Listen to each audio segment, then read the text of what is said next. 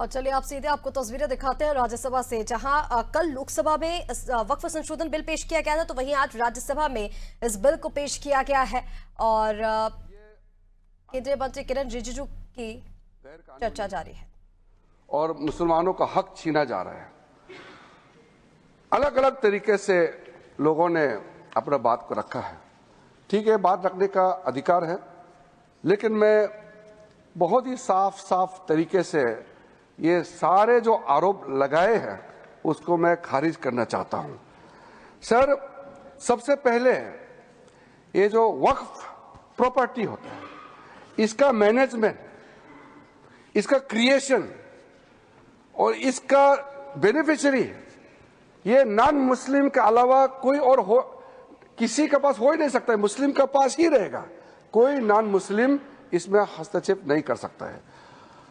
जो वाकिफ होता है वो एक मुसलमान ही होता है, और जो औकाफ बन जाता है वो प्रॉपर्टी क्रिएट हो जाता है, उसको मैनेजमेंट कौन करता है? मुतावाली, वो भी मुसलमान ही होना पड़ता है। और किसके लिए वक्फ क्रिएट करता है? 3 पर्पस के लिए: धार्मिक, रिलीजियस पर्पस, अच्छा काम के लिए, पायस, भगवान के नाम में, अल्लाह के नाम में, और चैरिटेबल, भला के लिए, बच्चों के लिए, महिलाओं के लिए, गरीबों के लिए। तो वो मुस्लिम ही होगा।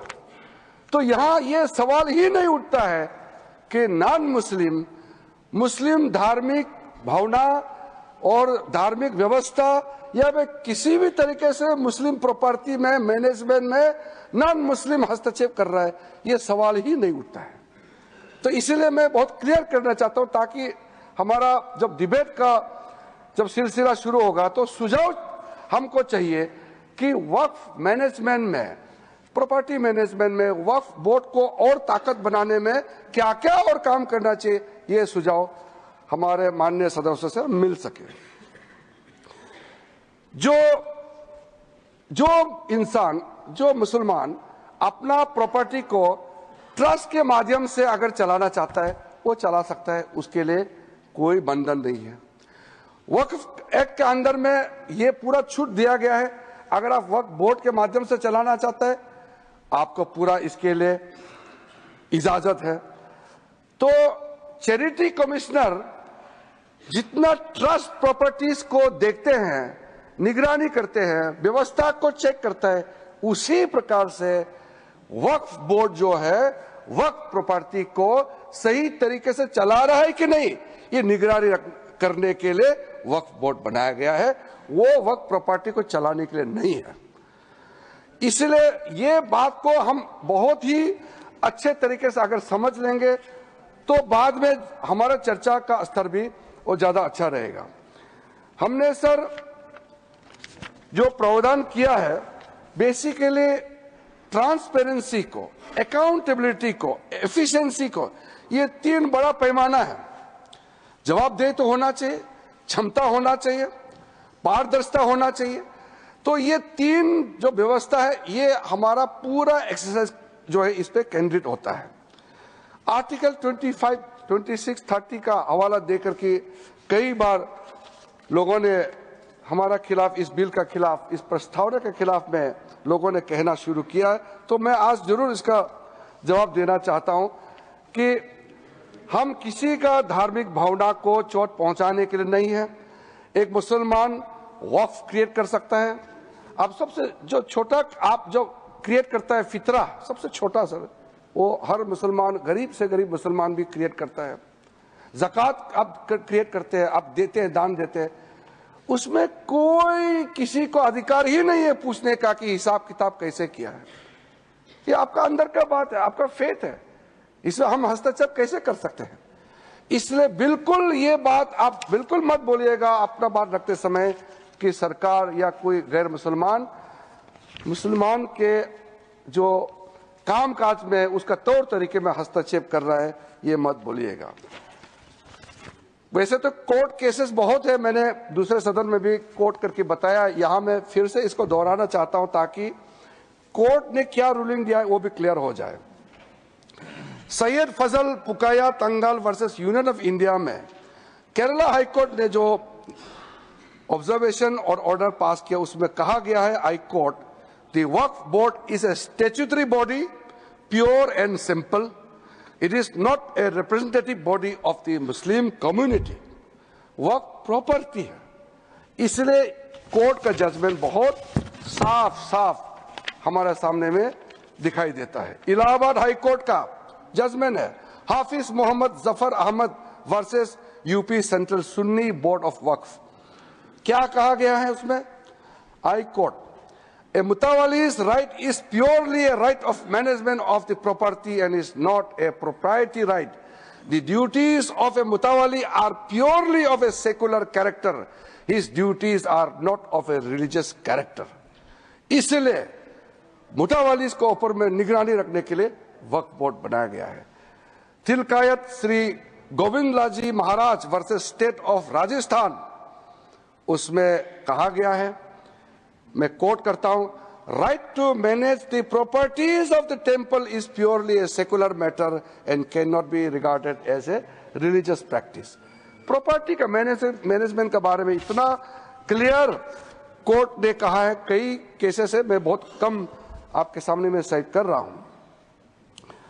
अब मैं 2013 के बारे में आपको बताया, अब उसको थोड़ा सा अंदर घुस के आपको बताऊंगा और आपको भी सुन करके लगेगा कि आज कितना जरूरी था आज जो संशोधन बिल लेकर के हम यहां आया है। 2013 में ये जो कमेटी वगैरह जब बनाया, 5 मार्च 2014 में कमेटी 13 में गठन हुआ और पारित हुआ दोनों सदनों में। फिर 2014 5 मार्च को, यानी कि 25 दिन पहले इलेक्शन एकदम नोटिफाई होकर के कोड ऑफ कंडक्ट लगने ही वाला है, तब हनन फनन में उस समय के यूपीए सरकार ने देश का राजधानी दिल्ली के अंदर में सबसे प्राइम प्रॉपर्टी 123 प्राइम प्रॉपर्टी को डी नोटिफाई करके दिल्ली वक्फ बोर्ड को सौंप दिया है। ये प्रॉपर्टी किस मिनिस्ट्री में आता था? Housing and urban affairs ministry का अंदर में आता है। तो आप सोच के देखिए, 1970 से केस चल रहा था और पेंडिंग है, कोर्ट को निर्णय करने दीजिए, वो पेंडिंग है। और ये सीजीओ कॉम्प्लेक्स वगैरह आप नाम सुनेंगे, लिस्ट बाद में मैं दे दूंगा। ऐसा प्राइम प्रॉपर्टी 123 प्रॉपर्टी को सीधा सीधा एक झटके में आपने हैंडओवर कर दिया। उसके बाद 2013 अमेंडमेंट में आपने क्या कहा? कोई भी आदमी वक्फ क्रिएट कर सकता है। वक्फ क्रिएट करना, जो मैंने बताया, चैरिटेबल रिलीजियस पायस पर्पस के लिए एक मुसलमान अल्लाह के नाम में क्रिएट करता है। अब उसको बदल करके यूपीए सरकार ने यह कह दिया कि कोई भी आदमी वक्फ क्रिएट कर सकता है। तो हमने इसको चेंज करके पुराना 1995 का प्रावधान के साथ मिला करके साथ साथ हमने ये कहा, now in the proposed amendment only persons practising Islam for more than 5 years can dedicate Waqf. ये हमने क्लियर कर दिया है ताकि इसमें कोई डाउट का कोई गुंजाइश ना हो कि वक्फ क्रिएट कौन कर सकता है। उस समय वक्फ बोर्ड में एक मुसलमान का अंदर में भी कई सेक्ट है, सुन्नी है, सिया है, आगा खानी से, दाऊदी बोरा से, पसमंदा है, बहुत लोग हैं। लेकिन यूपीए सरकार ने कह दिया, हाँ ये डिस्प्यूट करते हैं कई लोग, ये तो दरगाह वाले भी कहते हैं कि कुछ लोग कहते हैं कि तुम लोग मुसलमान ही नहीं है। इस तरह का क्लेम पे मत जाइए। क्लेम यहां इस्लाम का स्कॉलर भी बहुत होगा, जानकारी लोग भी बहुत है, लेकिन मैं ये नहीं कह रहा हूं कि आप जो कह रहे हैं, मैं जो कह रहा हूं वो सत्य है। मैं क्लेम के बारे में बता रहा हूं कि लोग कहते हैं कि ये मुसलमान नहीं है या ये इस ग्रुप में, उस ग्रुप में। मैं यहाँ डेफिनेशन देने नहीं जा रहा हूं, हम सिर्फ ये कह रहे हैं कि हमने जो नया प्रावधान लेके आया उसमें हर वक्फ बोर्ड में मुसलमानों में जो रिकॉग्नाइज्ड सेक्ट है सब मिलकर के वक्फ बनेगा। उसमें सुन्नी भी होगा, सिया भी होगा और जितने बाकी जो पिछड़े वर्ग है